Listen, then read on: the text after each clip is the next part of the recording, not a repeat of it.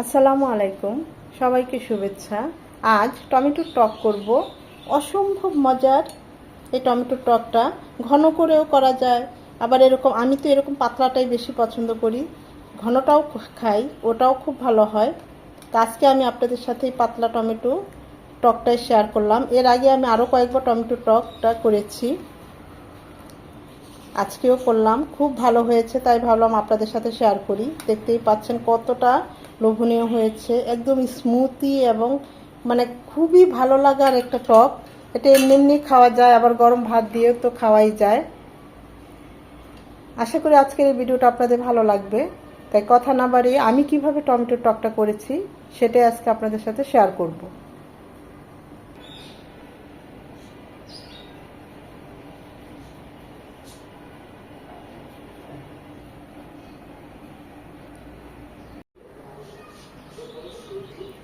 টমেটোর টক করার জন্য এরকম পাকা টসটসে টমেটো নিয়েছি। চাইলে কাঁচা টমেটো দিয়ে এই টকটা করতে পারেন। পাকা টমেটোটা করলে তাড়াতাড়ি আর কি টমেটোটা গলে যায়। এটার এক টেস্ট, ওইটার আরেক টেস্ট।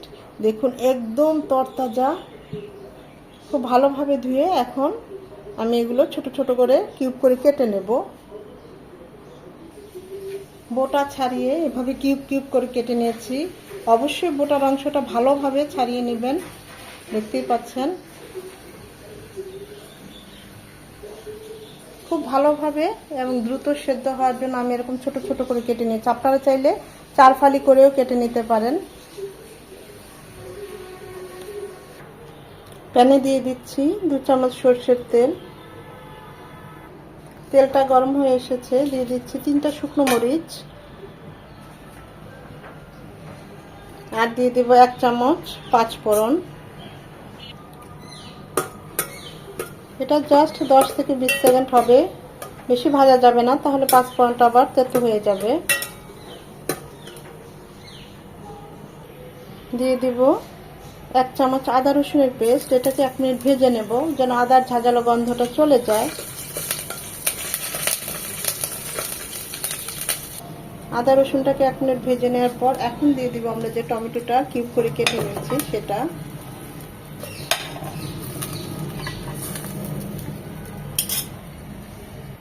কালারের জন্য দিয়ে দেব 1/2 চামচ শুকনো মরিচ গুঁড়ো। টক কিন্তু ঝাল হয় না।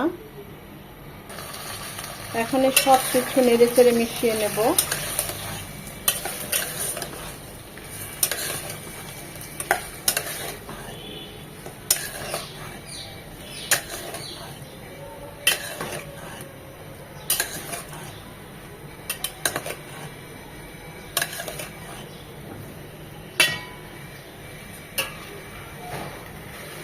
টমেটোটা 4 থেকে 5 মিনিট এভাবে ঢেকে রাখবো।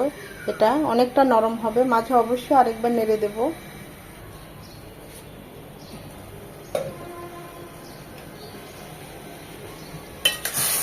টমেটোটা কাঁচা ভাবটা চলে গিয়েছে, মশলার সাথে খুব ভালোভাবে কষে গিয়েছে, দেখতেই পাচ্ছেন অনেকটাই নরম হয়ে এসেছে। এই পর্যায়ে দিয়ে দিব ফুটানো পানি। আমরা সাধারণত টকটা একদম পাতলা খাই, তাই আমি ওই অনুযায়ী পানি দিলাম। আপনারা যদি একটু ঘন রাখতে চান বা পানি না দিয়েও ওইভাবে টকটা করতে চান সেটাও পারেন। ভালোভাবে টমেটোটা গালিয়ে কুক করে নিয়ে পরে বাগার দিতে।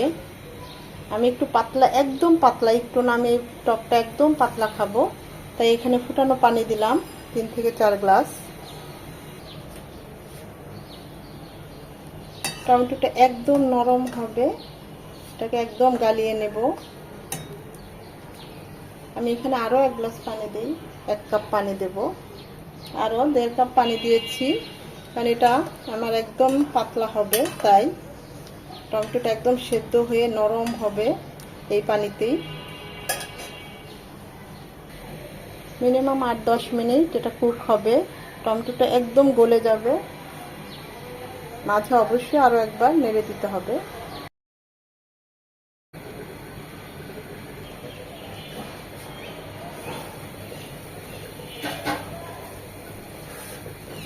10 মিনিট জাল করে নেওয়ার পর দেখুন টমেটোগুলো একদম সেদ্ধ হয়ে গিয়েছে।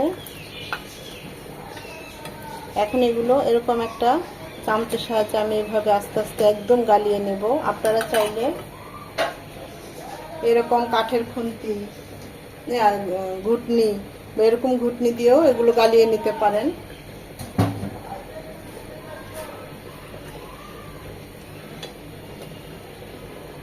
আমি সব টমেটো একদম গালিয়ে নেব। টমেটোগুলো সব গালিয়ে নিয়েছি, দেখতেই পাচ্ছেন। আপনারা চাইলে এই পর্যায়ে রেখে বাগারটা দিতে পারেন। আমি একটু ছেঁকে নেব।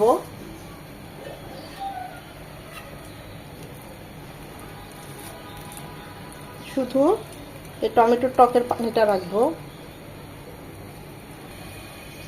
সবকিছু ভালোভাবে ছেঁকে নেওয়ার পর দিয়ে দিচ্ছি লবণ,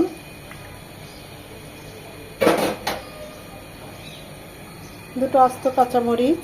এটা ঝাল হবে না, ফ্লেভারটা ভালো হবে। এটা ভালোভাবে বলক উঠবে। টকটাকে বাগার দেওয়ার জন্য দিয়ে দিচ্ছি 2 চামচ সরিষার তেল, 2 চামচ রসুন কুচি,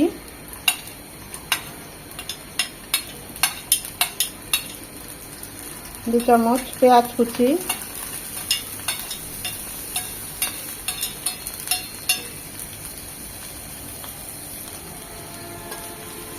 পেঁয়াজ রসুনটা একদম লাল লাল হবে।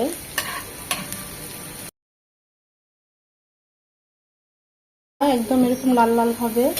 এই পর্যায়ে আমি এখানে একদম মচমচ করে শুকনো মরিচ দুটো ভেজে নিয়েছি, দিয়ে দিচ্ছি।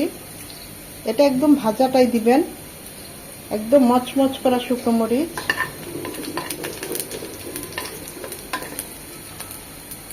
এখন এই বাগারটা আমরা টকে ঢেলে দেব।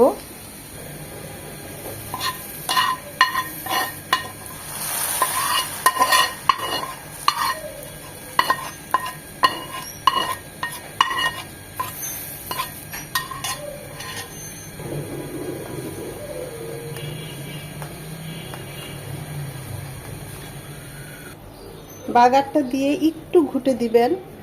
হয়তো মজা নিতে পারেন যে আপু বাগারের আগে তো সবাই সবসময় ঘটে, আপনি তো বাগারের পরে ঘুটেছেন। হ্যাঁ, এই আমি বাগারটা দিলাম পেঁয়াজ রসুনটা, এটা খুব ভালোভাবে আমাদের টকে মিশে যাবে এই একটুখানি ঘোটানোর কারণে। খুব সুন্দর একটা ফ্লেভার ক্রিয়েট হবে। একবার এভাবে করে খেয়ে দেখবেন। এইভাবে একবার হলেও টকটা রান্না করবেন। সবাই তো সবার মতো করেই করে, প্রতিটা রান্নাই অসম্ভব মজার। প্রত্যেকের হাতে রান্নার একটা স্পেশালিটি আছে। তা আমি তো আমার মতো করেই করলাম। আমরা এইভাবেই টকটা খাই, খুবই ভালো হয় খেতে। বাগারটা দিয়ে ঘুটে 2 থেকে 3 মিনিট আরও এটাকে জাল করে নেব। খুব সুন্দর একটা ফ্লেভার চলে আসবে বাগারের। দিয়ে দিব সামান্য ধনেপাতা কুচি,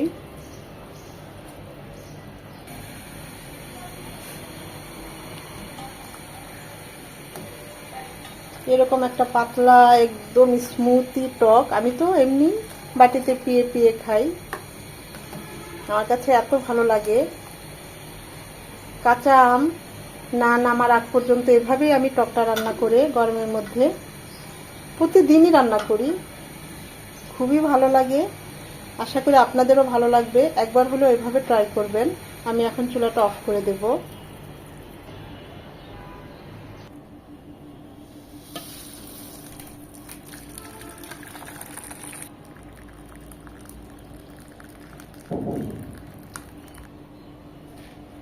একদম সিম্পল, অসম্ভব মজার এই টমেটোর টকটা। এই টমেটোর সিজন থাকতে থাকতেই আমি বলবো এভাবে একবার হলেও তৈরি করবেন।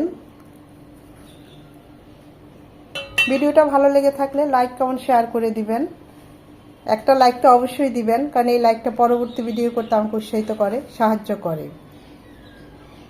সময় নিয়ে যারা এতক্ষণ ধৈর্য ধরে এই ভিডিওটা দেখেছেন তাদের সবাইকে অসংখ্য ধন্যবাদ।